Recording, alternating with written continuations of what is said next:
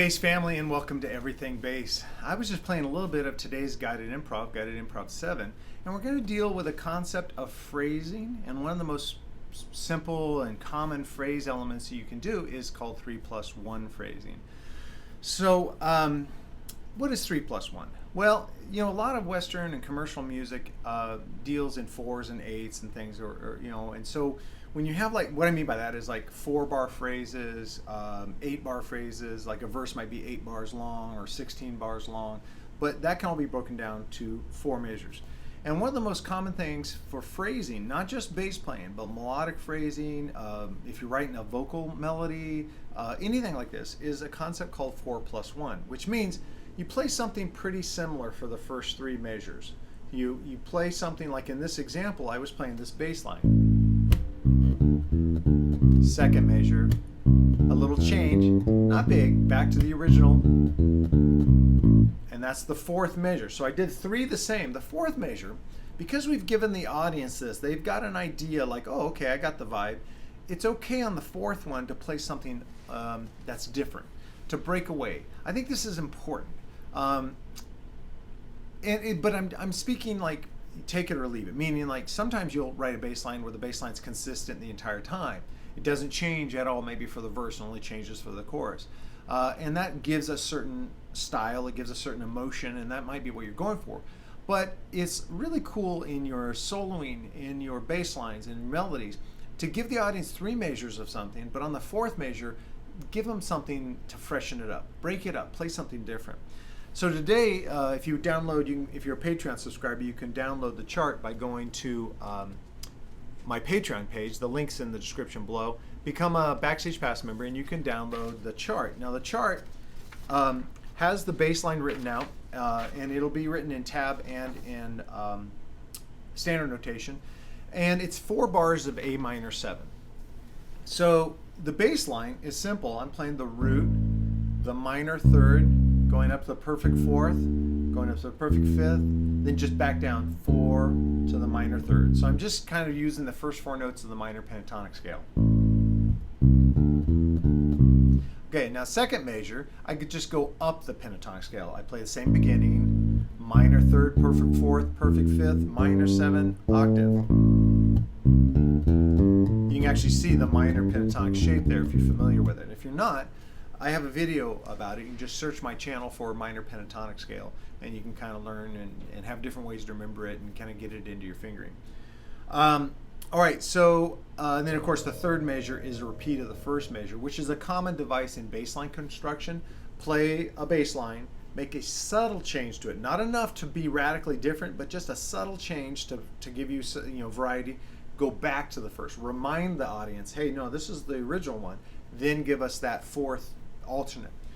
So I'm going to have for Patreon subscribers, you can go to the link below, not only get the chart, but there'll be a play along wave file. You can download it. Wave files play on pretty much every device, and if not, they're easy to convert. If you have problems, of course, message me and I'll find a way to convert it for you to what format you need. But it'll be a 2-minute long play along of a similar track as you heard me use with my looper. Every 4th bar, I stop the chord. So you'll hear the chord playing.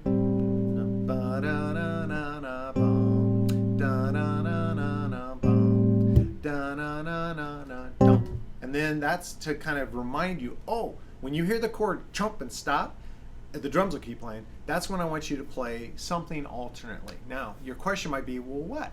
What do I play? Well, I got your back there. There's 4 guided improvs. Now, the first one says, on the 4th bar, play an alternate line using the A minor arpeggio only.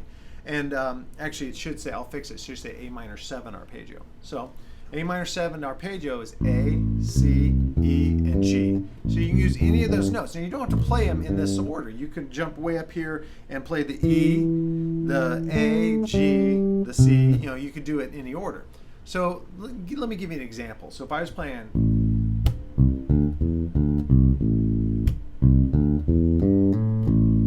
now here's the 4th, and then come back. And all I did there is the octave, minor 3rd, back to the A, to the G, to the E, up the A, I believe. It's funny when you improv, you kind of like, I think I did that. So farm this out here. Don't worry about shifting for for the first module, for the first exercise. Find this arpeggio. In fact, I'll help you. The A minor 7 arpeggio in this position, fifth position, is A, C, E, G, A, C, and you can slide up to this E. So as you're playing,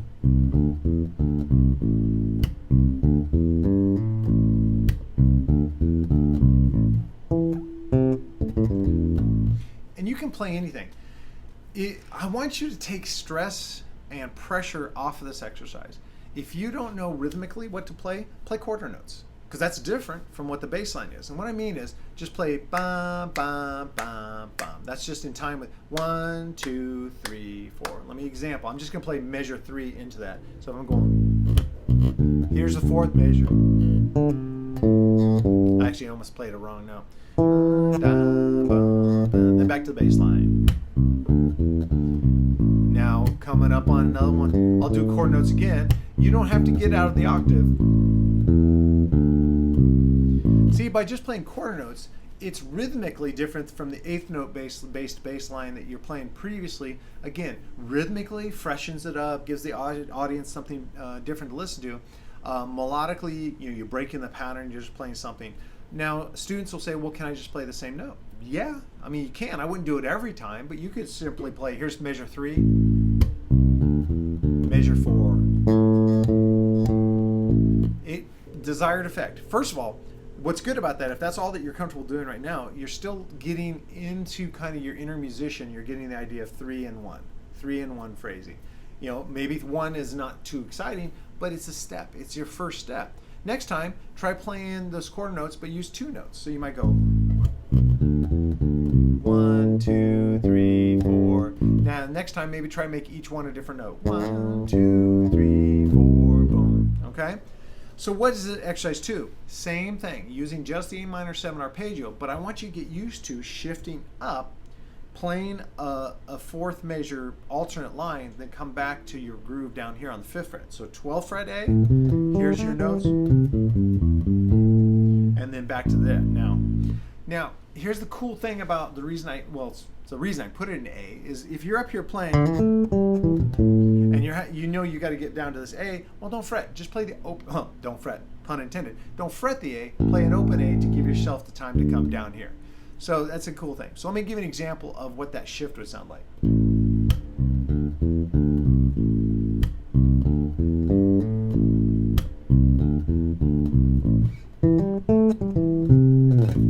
See? Sorry, played the wrong bass line there. By slowly practicing playing here for 3 measures, up here for 1 measure, you're developing a lot of skills. Shifting, accuracy in shifting, timing your shift. In this case, using the open string to come back down or the open string to go back up. Let's see, could you do that? No, well, yeah, you could play the open A and then you open it again. So using that open A, giving yourself just a little bit of leeway, a little breath there that you can make your shift and not be noticeable. Now you can do anything. There's so many options over minor chords. You can play any scale you want, and when you want to get more notes other than the arpeggio. Now I chose for Module 3, let's use the A Dorian. Now if you're not familiar with A Dorian, go back to my Modes series. That's Modes 2, the Dorian scale. Go to my channel, look down there, look for Modes 2, the number 2, Dorian. And you can learn it. I'll show you quickly. The Dorian is this. Now one way to think of it when you're improvising is A Dorian, all the notes are natural except for this F sharp. So if you know your fingerboard real well, just play every note natural until you come to an F, play that sharp. So an example of this might be to go.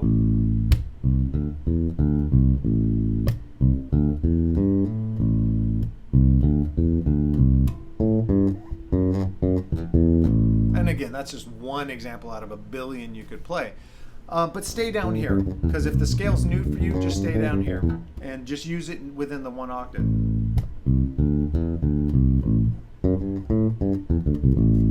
Whatever you might try. But again, you're reinforcing that 3+1 phrasing. You're using a scale. When you've done this enough, switch to A minor pentatonic, switch to A Phrygian, do something cool and crazy. There's so many scales you could try there, and just getting you used to the idea of 3-in-1 phrasing. Now the last module you probably figured out is taking that Dorian but shift it up here to the 12th fret.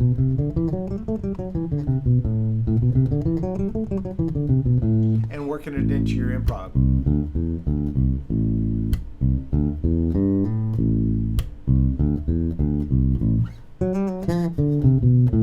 Boy, that was sloppy. Yeah.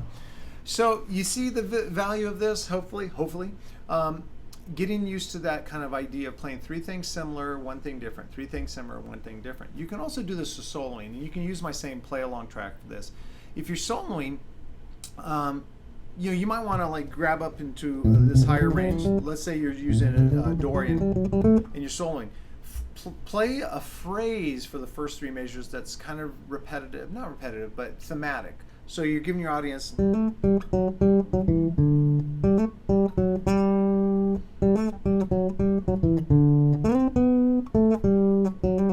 something, an idea where you play 3 things that are kind of similar and then the 4th thing that's different. This is just the first little step into phrasing. I'll have more guided improvs and more videos, independent videos from this series that will deal with phrasing, because it's a question I get a lot, mostly at clinics and when I taught at Musicians Institute. But it's a great one. And phrasing is something that you're going to work on for the rest of your life. There's no mastering it. And it's funny when you talk to players you think have mastered phrasing and you ask them what they're practicing, a lot of them is still just new ideas for phrasing. So what'd you think? How's this working for you? Hopefully it's exciting.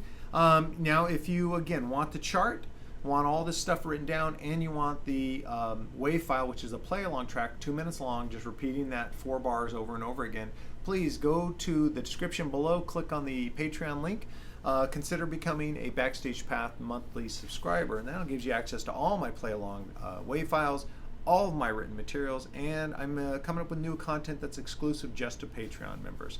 So there you have it. What do you think? I'm dying to know.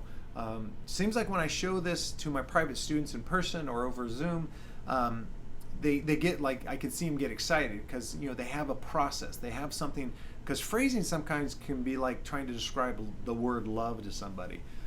It has many different meanings and it's hard to track down, and when you think you know what it is, something else happens and you go, oh no, that's what love is. That's kind of what phrasing is. But let's just dip our toe into the shallow end and kind of go, okay, 3+1 phrasing, here's something you can work on.